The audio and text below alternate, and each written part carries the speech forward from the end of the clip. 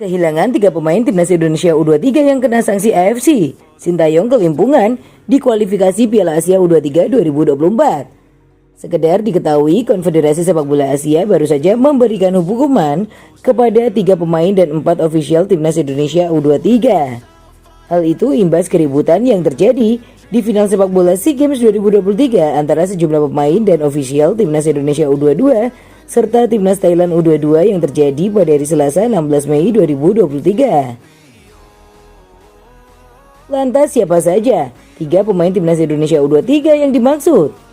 Mereka adalah Komang Teguh, Titan Agung, dan Taufani Muslihudin. Hukuman tersebut membuat mereka tidak bisa membela skuad Garuda Muda di kualifikasi Piala Asia U23 2024 yang berlangsung pada 6 hingga 12 September.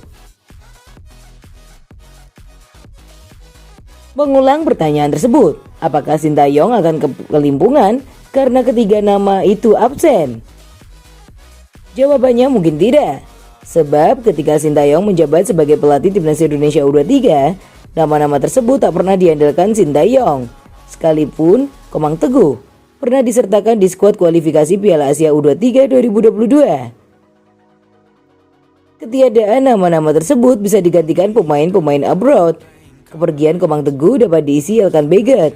Kemudian posisi Taufani Muslihudin dapat diisi Ivar Jenner dan Titan Agung digantikan Rafael Struijk.